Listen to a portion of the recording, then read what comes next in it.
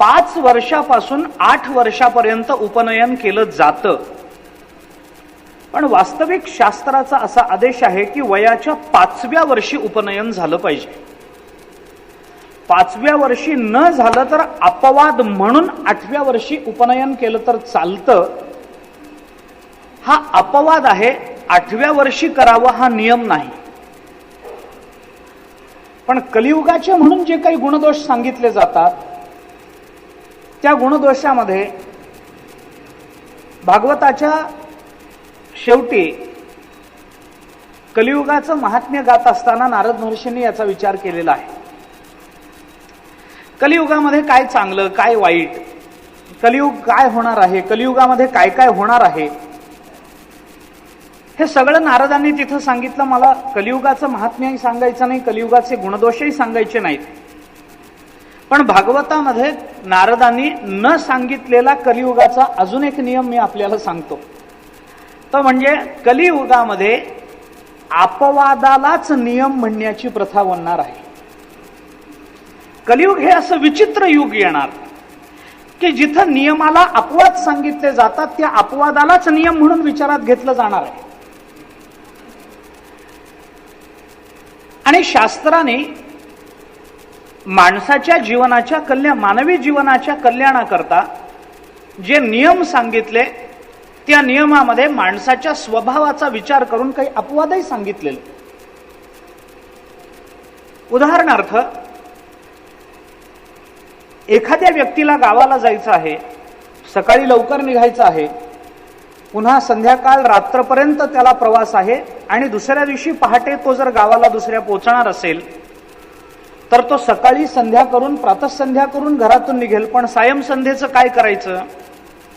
शास्त्राने त्याला अपवाद दिला, बाबा मग जर तुम्हाला सायं संध्येला वेळ मिळत नसेल आणि जर तुम्ही प्रवासात असाल आणि तिथं काही प्रतिकूलता असेल, तिथं काही तुम्हाला तुमच्या हातात काही नसेल, थांबता येत नसेल, परावलंबी तुम्ही असाल, तर शास्त्राने तिथं परवानगी दिली की सकाळची आणि संध्याकाळची दोन्ही वेळची संध्या तुम्ही सकाळीच करून निघू शकता. शास्त्राने आपल्याला तसा मधला मार्ग काढून दिला. आता सकाळचीच करायची पंचायत आहे, त्याच्यामुळे संध्याकाळच्या संध्येचा कोण विचार करतो? हा भाग गौण आहे, त्याच्यातही पुन्हा गौण आहे. पण एक अपवाद म्हणून जिथं सांगितला जातो तिथला विचार मी आपल्याला सांगतो. संध्याकाळची संध्या जर तुम्हाला करायला वेळ नसेल तर सकाळच्या संध्येबरोबर तुम्ही संध्याकाळच्या संध्येचा अर्घ घेऊन निघू शकता. हा नियमाला केलेला अपवाद आहे. हा नियमाला अपवाद आहे. ज्या वेळेला आपल्याला देह धारण करण्याकरता अन्न मिळत नाही, ज्या वेळेला आपल्याला अगदी मरणासन्न अवस्था अन्नाविना प्राप्त होते, अगदी आपण आता काही नाही खाल्लं तर प्राण जाण्याची वेळ आहे, त्यावेळेला उष्ट खाल्लं तर चालू शकतं, हा आपद्धर्म आहे, हा अपवाद आहे. आपद्धर्म म्हणणं काय, अपवाद म्हणणं काय, थोडासा अर्थामध्ये जरी सूक्ष्म फरक असला तरी सुद्धा ढोबळ मानानं दोन्हीचे एकच अर्थ करा. आपद्धर्मामध्ये हे चालू शकतं. उष्ट खाणं हा त्यावेळेला अपवाद म्हणून सांगितला जाऊ शकतो. दोन्ही वेळची संध्या एकत्र करून निघा, संध्येला कधीही सुट्टी नाही, संध्येला कधी अपवाद नाही. आपली परिस्थिती काहीही असली तरी संध्या करायला सांगितलेली आहे शास्त्रानं. एखाद्याला त्याच्या माता पित्याच्या मरणाचं सूतक जरी असलं तरी त्याला संध्या बंद करता येत नाही. सूतकात संध्या करू नये असं सांगितलं जातं, हा गैरसमज आहे. संध्या आहे, फक्त एका विशिष्ट मर्यादेपर्यंत आहे.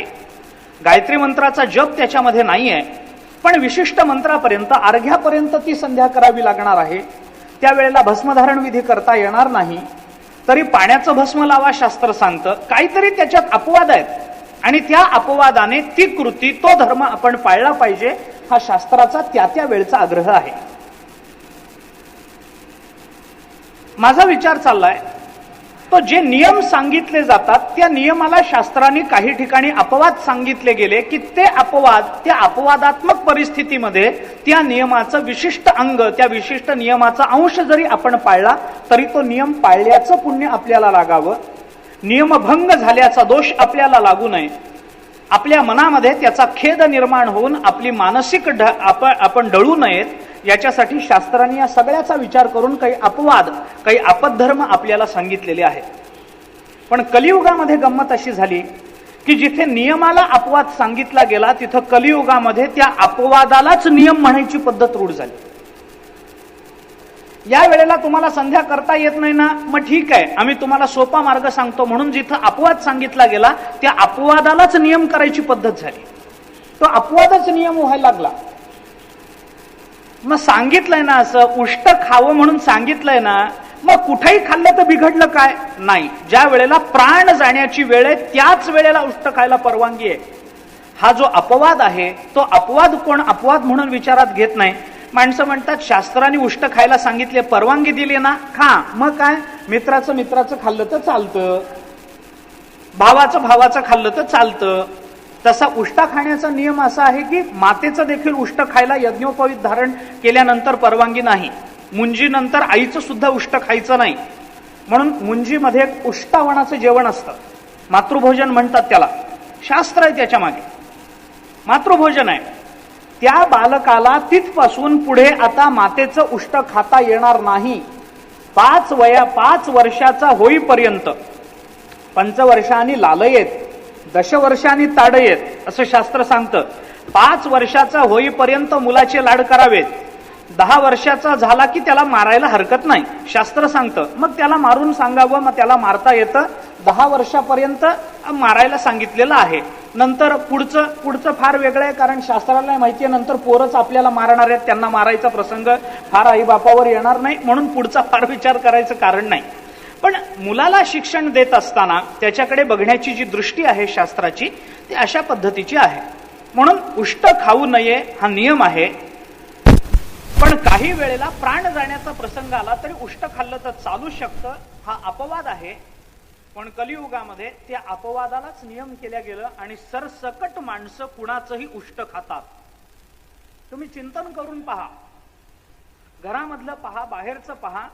उन्हाळ्याच्या दिवसामध्ये कुठं पाणी भरून ठेवलेलं असतं, माणसं त्याच्यात पहिला तो फुलपात्र बुडवतात, पाणी तोंड लावून पितात, ते फुलपात्र तसंच ठेवतात, निघून जातात. दुसरा येतो, विचार करत नाही, ते फुलपात्र तसंच त्या पाण्यात पुन्हा बुचकळतो, पुन्हा त्याच फुलपात्राने पाणी पितो.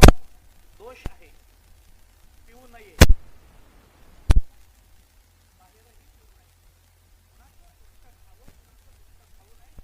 देवाचं ज्ञानोबारायांनी श्री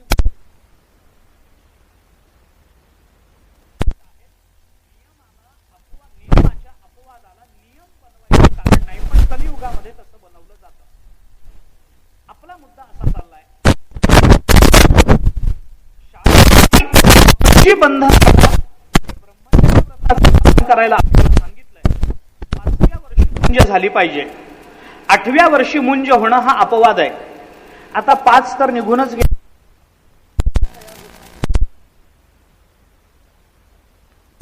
लहान आहे म्हणूनच लवकर केलं पाहिजे.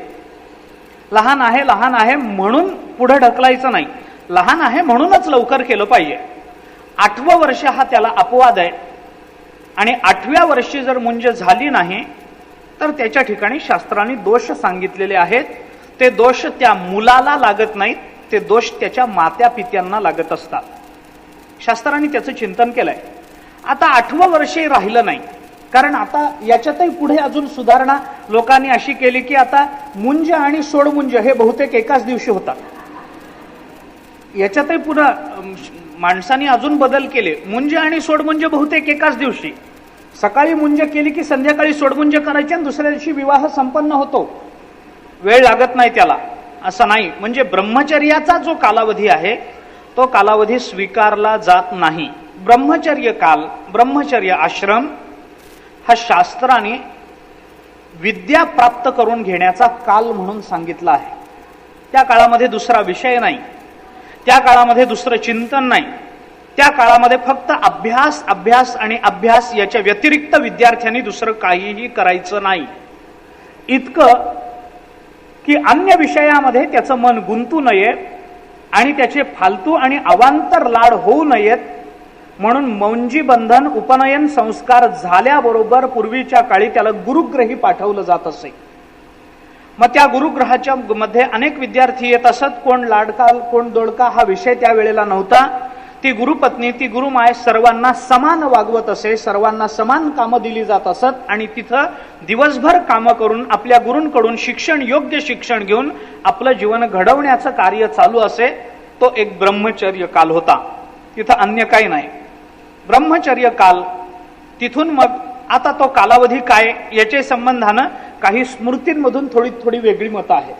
मनुस्मृतीमध्ये असणारं मत, याज्ञवल्क्य स्मृतीमध्ये असणारं मत आणि वसिष्ठ स्मृतीमध्ये असणारं मत थोडी फरक, थोडा वर्षाचा फरक काही ठिकाणी मानला गेलेला आहे.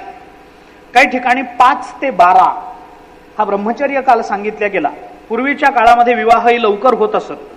आता 18, 19, 21 हा जो वयाचा विशिष्ट नियम सांगितला जातो तो पूर्वीच्या काळामध्ये तेवढा नव्हता. कारण जरा स्पष्ट बोलायचं झालं तर पूर्वीच्या काळी मुलं जरा लवकर प्रगल्भ होत होती, बुद्धी लवकर परिपक्व होत होती. आता बुद्धी पिकायलाच वेळ लागतो, त्यामुळे वय वाढवावं लागतं, हा फरक आहे. पूर्वीच्या काळामध्ये जे संस्कार घरातूनच केले जात असत त्याच्यामध्ये मुलगा लवकर परिपक्व होत असे. आज मुलगा वडिलांच्या व्यवसायामध्ये हाताशी यायला जो काळ लागतो तो पूर्वीच्या काळात लागत नसे. एखादा कोणी याज्ञिकी करणारा असेल तर मुंज झाल्यानंतर जास्तीत जास्त 4-5 वर्षामध्ये, वयाच्या 8व्या 9व्या वर्षामध्ये तो मुलगा बापाला मदत करत असे. आज वयाच्या 24-25व्या वर्षी मुलगा बापाला मदत करतो. ही वयाची तफावत, बुद्धीच्या प्रगल्भतेमध्ये निर्माण झालेलं अंतर, वयाच्या दृष्टीने वाढलेलं वय आणि बुद्धीच्या दृष्टीनं वाढलेली बुद्धी, याच्यामध्ये त्या काळात आणि आजच्या काळामध्ये निर्माण झालेलं अंतर जर आपण पाहिलं तर 5 वर्ष ते 12 वर्ष ब्रह्मचर्य काल, काही ठिकाणी 16 वर्ष आणि काही ठिकाणी 20 वर्षाचा कालावधी ब्रह्मचर्य अवस्थेमध्ये घालवावा असं सांगितलं जातं. त्याच्यानंतर येतो तो गृहस्थाश्रम येतो. गृहस्थाश्रमामध्ये विवाह करणं, त्या विवाहविधी संपन्न करून घेणं, पत्नीची निवड करणं, पत्नीबरोबर प्रपंच करणं आणि आपल्याला ब्रह्मचर्य कालामध्ये प्राप्त झालेली विद्या इतरांना देणं, हे त्या काळातलं ब्राह्मणाचं म्हणून मुख्य कर्तव्य होतं. म्हणून मी सुरुवातीला बोललो की या सर्व आश्रम व्यवस्थेच्या बरोबरीनं शास्त्राने काही ठिकाणी वर्ण व्यवस्थेचाही विचार केलेला आहे, नाही असं नाही. मग त्यांनी ते गृहस्थाश्रमामध्ये चांगली संतती निर्माण करणं, चांगले संस्कार निर्माण करणं, समाज व्यष्टी आणि समष्टी कल्याणाच्या दृष्टीने जे जे काही करता येईल ते त्या काळामध्ये करणं, हा गृहस्थाश्रम झाला.